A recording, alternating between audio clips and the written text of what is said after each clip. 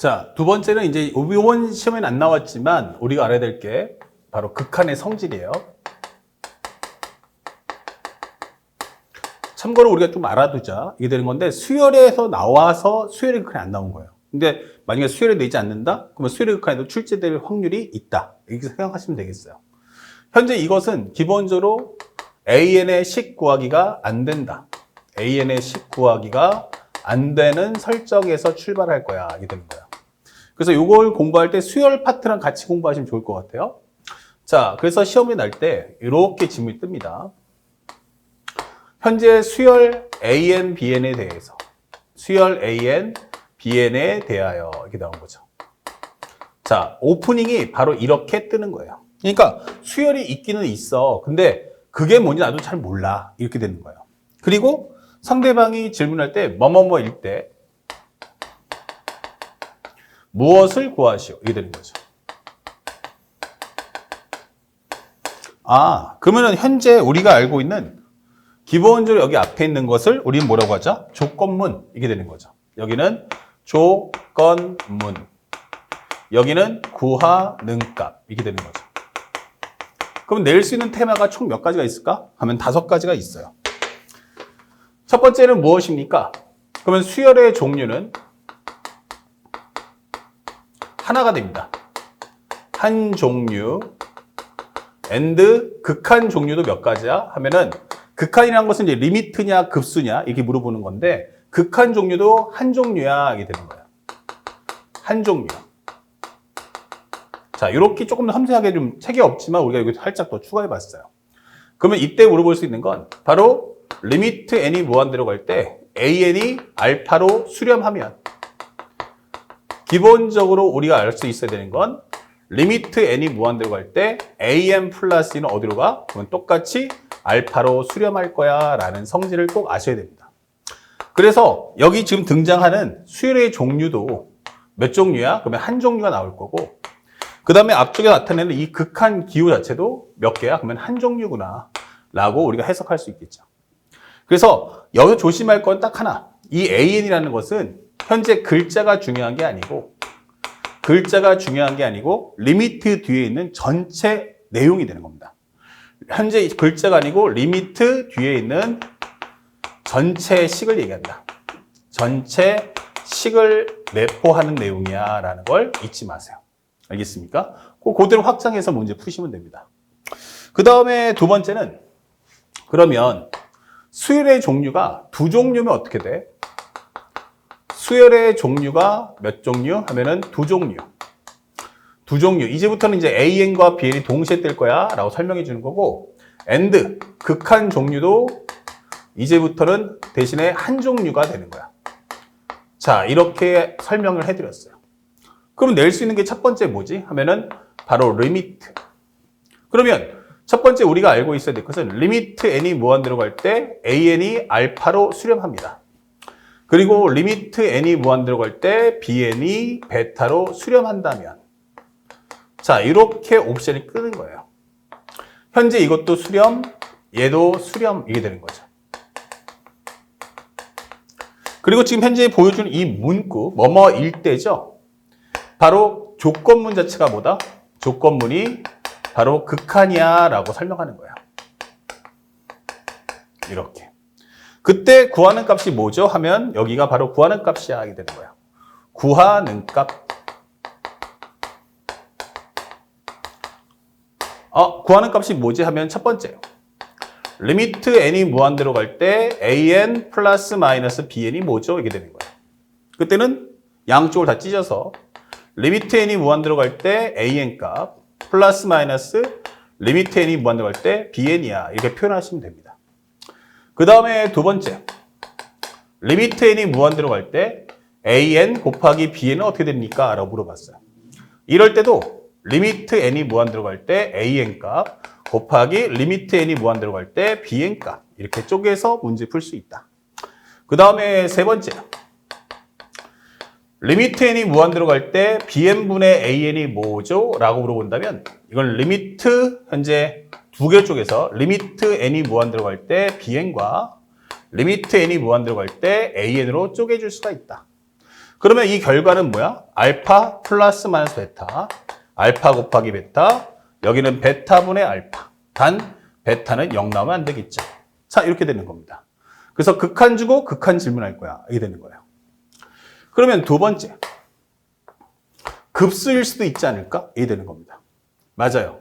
그래서 우리가 알고 있는 것처럼 시그마 n이 1부터 무한대까지 an이 알파로 수렴을 하고 그 다음에 시그마 n이 1부터 무한대까지 bn 값이 베타로 수렴할 때라고 설명해줘요.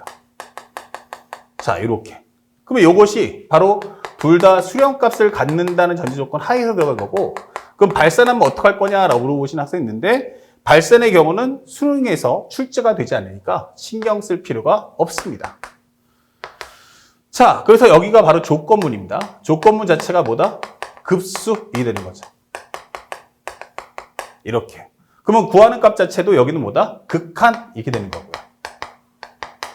그러면 현재 여기서는 조건문이 급수인데 구하는 값도 뭐야? 하면은 여기는 구하는 값 자체도 바로 급수야 라고 설명해 주는 거예요. 이렇게. 그래서 구하는 값도 급수야. 그래서 질문할 수 있는 컨셉은 두 가지.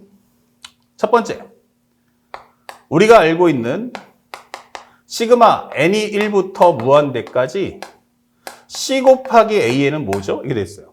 그럼 이거는 실수배니까 앞으로 나가서 시그마 n이 1부터 무한대까지 an이야. 이렇게 정리하시면 되겠고. 그 다음에 두 번째, 시그마 n이 1부터 무한대까지 an 플러스 마이너스 bn은 어떻게 됩니까? 이렇게 물어봐요. 그럼 이것도 따로따로 쪼개서 우리가 알고 있는 시그마 n이 1부터 무한대까지 an 값 그리고 플러스 마이너스 시그마 n이 1부터 무한대까지 bn이야 이렇게 정리하시면 되는 거야. 그 결과 현재 여기는 기본적으로 c 곱하기 알파가 될 거고 여기는 알파 플러스 베타 또는 알파 마이너스 베타 된다. 이렇게 문제 푸시면 돼요. 그래서 극한의 종류가 몇 종류? 두 종류. 근데 극한 종류가 같다, 동일하다, 일치한다. 이렇게 생각하시면 됩니다. 그러면 세 번째 테마는 무엇입니까? 그러면 수열의 종류가 여기서는 하나입니다. 수열의 종류는 한 종류. 근데 구하는 값이 극한의 종류가 몇 개야? 라고 하면 바로 두 개 이렇게 되는 거예요. 아, 두 종류구나. 그러면 우리가 알아야 될 것은 뭐냐? 뭐가 조건문이고 뭐가 구하는 값이지? 라고 하는데 시그마 n이 1부터 무한대까지 an 값이 알파라는 값을 수렴할 때 이게 되는 거예요. 자, 그렇다면 리미트 n이 무한대로 갈 때 an 값은 어디로 가죠? 이게 되는 거예요. 그러면 항 자체가 무한대로 가는데 이 값들을 계속 더해도 값이 안 변해 이 뜻인 거예요. 안 변한다는 것은 이 값이 어디로 간다? 0으로 간다. 얼마를 더해줘야 값이 안 변할까? 바로 0이죠. 그래서 우리가 알고 있는 것처럼 얘가 바로 뭐다? 조건문. 조건문은 바로 우리가 알고 있는 바로 급수 이게 되는 거고요. 구하는 값은 무엇입니까? 라고 하면 극한입니다. 이게 되는 거야. 극한 이렇게 되는 거죠. 그래서 이 안쪽 전체에 있는 값이 이 알파가 100이든 1000이든 얼마든 상관없어요. 얘 자체가 멈췄다가 중요한 겁니다.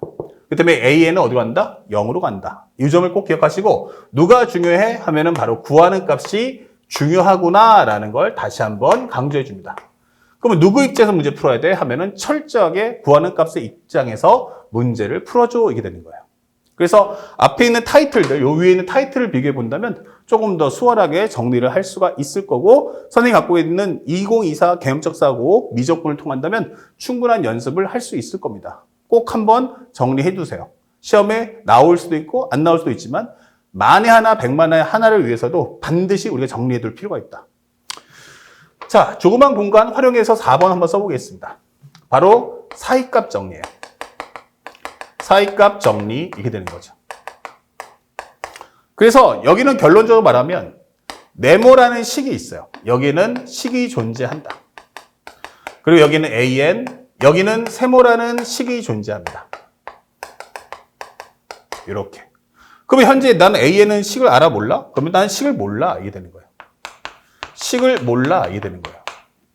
그때 상대방이 물어보는 건 리미트 n이 무한 들어갈 때 별표분의 an이 무엇입니까? 라고 물어볼 겁니다. 자, 그러면 이 문제의 포인트는 가운데에는 식이 없지만 양쪽엔 식이 있죠. 그럼 양쪽의 식을 통해서 가운데 값을 구하자라는 기본적인 말의 주제예요. 그래서 이 식을 먼저 an, 그 다음에 여기가 네모, 그 다음에 세모. 그러면 똑같이 이것을 별표로 나눠주세요. 이런 식으로. 됐죠? 그리고 마지막으로 여기다가 뭐 하자? 리미트를 장착하자. 이게 되는 거예요. 자, 리미트를 장착합시다. 자, 그러면 현재 이게 극한값인데 참수값, 참값이면은 등호가 못 붙지만 극한값은 어디에다가 서느냐지 내가 갖는다는 뜻은 아니잖아요. 그래서 여기서는 극한에서는 등호가 붙습니다. 그러면 얘가 어디로 간다? 알파로 갈 거야. 여기도 어디 간다? 알파로 가는 상황을 발견하게 될 겁니다. 그러면 현재 우리가 알고 있는 양쪽의 값을 통해서 둘 다 알파로 간다면 나의 극한값도 어디로 간다? 알파로 가게 되는구나 라고 설명하는 내용이 되는 겁니다. 자, 그래서 이 사이값 정리까지 해서 우리가 AN의 식을 못 구할 때 문제를 풀 수 있는 컨셉을 설명해 드렸어요. 특히 이제 2번의 경우 두 개를 내가 다시 한번 묶어가지고 한 번에 정리해 줍니다. 그러면 현재 여기는 1번, 2번, 3번, 4번.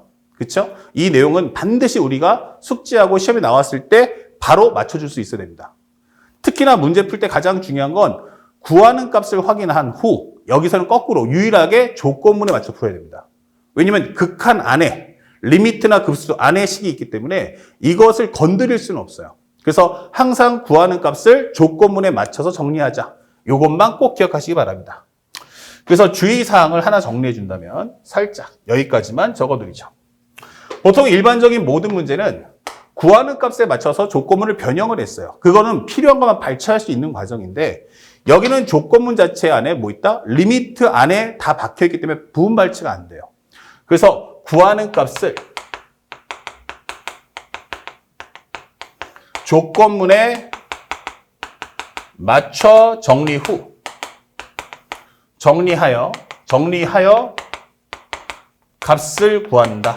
이렇게 정리하십시오. 자, 이렇게 문제를 풀 수 있는 건 오직 누구뿐이야? 성질에서만 가능한 풀이니까 다른 풀이도 이렇게 한다? 아니에요. 모든 다른 문제들은 부분 발치가 가능하기 때문에 구하는 값에 기준을 둬서 조건문을 구하는 값에 맞춰 푸는 겁니다. 하지만 부분 발치를 할 수 없는 이런 성질 편에서만 구하는 값을 조건문에 맞춰 푼다라고 꼭 생각해 주시기 바랍니다. 구하는 값을 이번엔 누구의? 조건문에 맞춰 풀어야 한다라는 것을 꼭 알고 문제를 풀어라. 이것만 유일하게 예외예요. 이유는 뭐야? 부분 발치를 할 수 없기 때문이다. 그걸 꼭 가슴에 새기시기 바랍니다. 자, 여기서는 이제 현재 이번에는 시험이 나오지 않았기 때문에, 왜냐면 우리가 수원에서 이미 수열에서 나왔기 때문에 여기서 나오지 않았다. 하지만 앞으로 수열에서 안 낸다면 얘가 등장할 거다라는 거 꼭 기억하시고 정리를 꼭 남겨주십시오. 자, 칠판 정리 후에 바로 연구해서 이제 급수와 등비급수에 관련된 정리 최종적으로 설명해 드리겠습니다.